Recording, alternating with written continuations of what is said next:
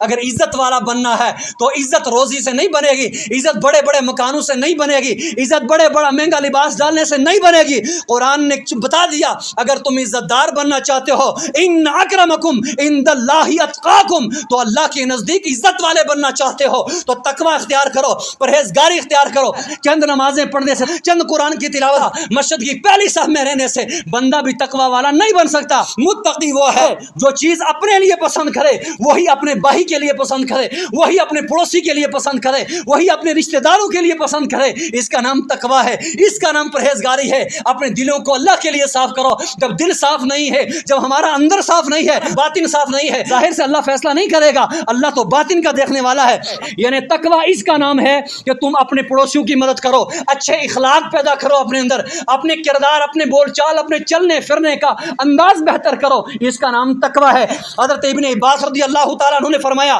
متقی وہ شخص ہے جو کسی دوسرے شخص کو دیکھے تو خوش ہو جائے، کسی مسلمان بھائی کو دیکھے اور کہے کہ تم مجھ سے کئی گنا اچھا ہے، یعنی دوسروں کو اپنے سے اچھا سمجھے۔ آج ہم ایک دوسرے کو دیکھتے ہیں تو کہتے ہیں ہاں جی میں ہی اس سے اچھا ہوں، یہ تو مجھ سے کہیں کمتر ہے، اس کے اندر یہ کمی ہے، اس کے اندر وہ کمی ہے، اس کے اندر یہ کمی ہے۔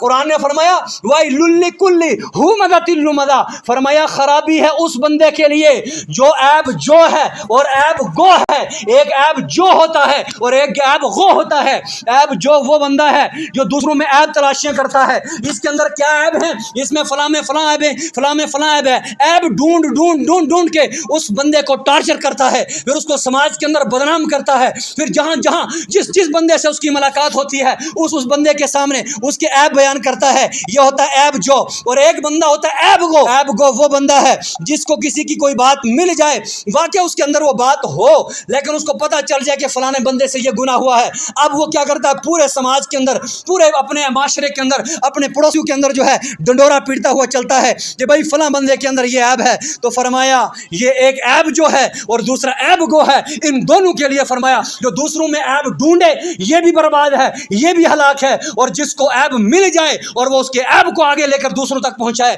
فرمایا یہ بھی کیا ہے، یہ بھی جہنمی ہے، یہ بھی برباد ہے۔ اب یہ دونوں برباد تو ہیں لیکن ان کے لیے اللہ کے نزدیک عذاب کیا ہے؟ وَمَا أَدْرَاكَ مَا الْحُطَمَةُ، ان کو حطمہ ایک جہنم کی وادی کا نام ہے، اس کے اندر اس کو پھینک دیا جائے گا۔ فرمایا تم کیا جانتے ہو حطمہ کیا ہے؟ فرمایا نار اللہ الموقدہ، وہ آگ جو اللہ پاک خود جلائے گا، وہ جلائی ہوئی آگ، اس کے اندر اس بندے کو ڈالا جائے گا۔ التی تطلع علی الافئدہ، اور فرمایا وہ آگ جس میں اس بندے کو ڈالا جائے گا جو لوگوں کو تکلیف دیتا تھا، لوگوں کے دل دکھاتا تھا، سماج میں لوگوں کو پریشان کرتا تھا، ان کی برائیاں بیان کرتا تھا، ان میں عیب ڈھونڈتا تھا، ان کی عیب تلاشی کرتا تھا۔ فرمایا کیا کیا جائے گا؟ اس کو جہنم کی آگ میں پھینکا جائے گا، اور جب اس کو جہنم کی آگ میں پھینکا جائے گا، اب غور یہ کرنی ہے یہ کرتا کیا تھا، لوگوں کے دل دکھاتا تھا، عیب ڈھونڈے، آپ نے کسی کو عیب نکالا، اس کے سامنے اس کی غیبت کی تو اس کا دل تو دکھنا تھا نا، تو جو جیسا کرے گا ویسا بڑھے گا۔ اب اس نے دنیا میں دل دکھایا تھا،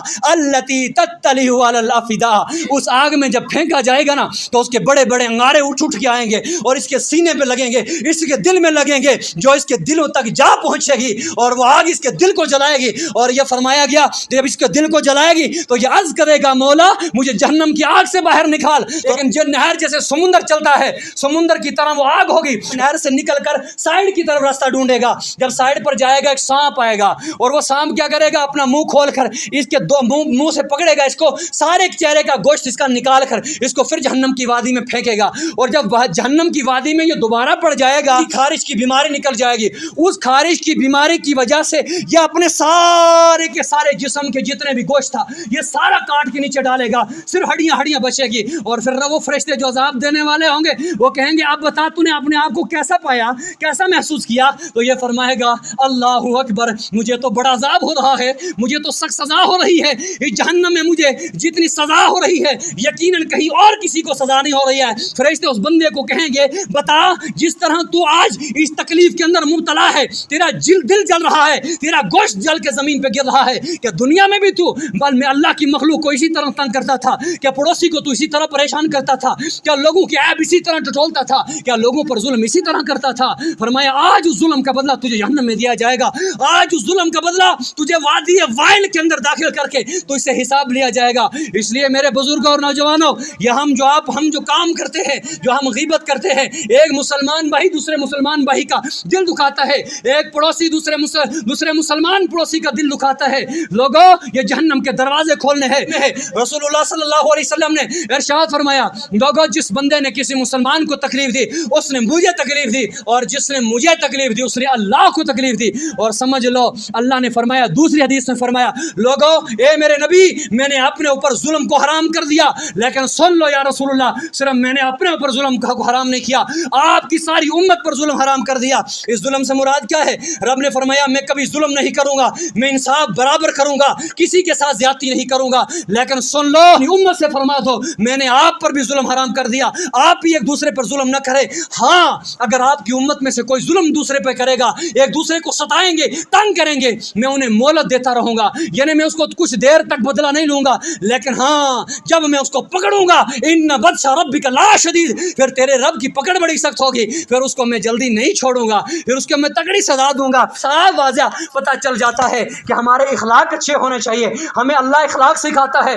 ہمیں قرآن حدیث جو ہے اچھے اخلاق کی تعلیم دیتا ہے۔ حضرت جابر جو ہے اس کے راوی ہیں کہ رسول اللہ صلی اللہ علیہ وسلم نے فرمایا ظلم سے بچو کیونکہ قیامت کے دن ظلم ایک اندھیرے کی شکل میں ہوگا، اور یہ ظالم جس نے ظلم کیا ہوگا یہ اس اندھیرے میں ایسے ہاتھ مارے گا، ایسے ہاتھ مارے گا کہ کاش مجھے کوئی راستہ مل جائے، میں بھی جا کے عرش کے سائے کے نیچے بیٹھ جاؤں، کاش مجھے بھی کوئی راستہ مل جائے، میں پل سے راست سے گزر جاؤں، لیکن یہ ڈھونڈے گا، چاروں سائڈ ہاتھ مارے گا، سوائے اندھیرے کے کچھ نہیں ہوگا، اور پوچھے گا یہ کیسا اندھیرا ہے کہ جو دنیا میں ظلم کر رہا تھا اسی کا یہ تجھے اجر مل گیا ہے۔ اور بخل یہی ہے کہ کسی کی اچھی گاڑی دیکھی جلنے لگ گیا، کسی کا مکان اچھا دیکھا جلنے لگ گیا، کسی کے بچے کو اچھی ایجوکیشن حاصل کرتے دیکھا جلنے لگ گیا، کسی کی اچھی آواز دیکھی جلنے لگ گیا۔ یہ ایک دوسرے سے بخل کرنا، اور جس کے اندر بخل ہے فرمایا جس کے اندر بد اخلاقی ہے فرمایا یہ مومن نہیں ہو سکتا۔ حضور خود چلتے تھے، صحابہ چلتے تھے تو رستے کو صاف کرتے تھے، کہیں کانٹا ہوگا بھائی کسی کوئی مسلمان ہوگا اس کے پاؤں میں چبھ جائے گا، کہیں پتھر ہوگا کسی مسلمان کو پتھر کی چوٹ لگ جائے گی،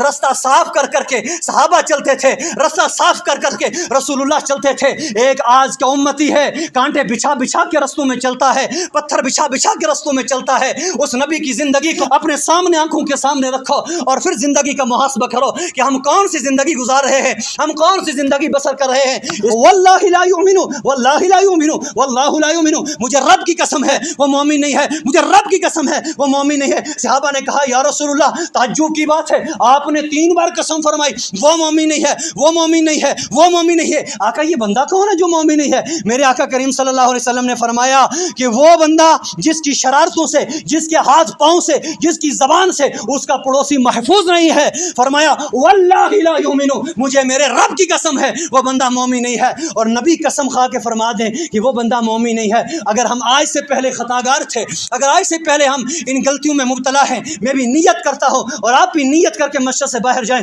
انشاءاللہ جن لوگوں سے ہمارا اختلاف تھا ہم ان لوگوں سے اللہ اور اس کے رسول کو راضی کرنے کے لیے ہم ان سے رضامندی کا اعلان کرتے ہیں۔ حضرت ابو ہریرہ رضی اللہ تعالیٰ عنہ راوی ہیں کہ حضور علیہ الصلوۃ والسلام کے پاس کوئی شخص آیا اور اس نے کہا کہ یا رسول اللہ ایک عورت ہے، بہت نمازی ہے، بہت روزے دار بھی ہے، بہت نیک تقوی پرہیزگاری والی ہے، لیکن ہاں اس کی زبان تھوڑی خراب ہے، پڑوسیوں کو بڑی پریشان کرتی ہے، بڑی تنگ کرتی ہے۔ تو یا رسول اللہ آپ کا کیا خیال ہے، کیا وہ جنت پہ جائے گی؟ میرے آقا نے فرمایا لا خیر فیہا ہی من اہل النار، فرمایا اس کے اعمال میں کوئی چیز نہیں ہے اور وہ جہنمیوں میں سے ہے، وہ جنت میں نہیں جائے۔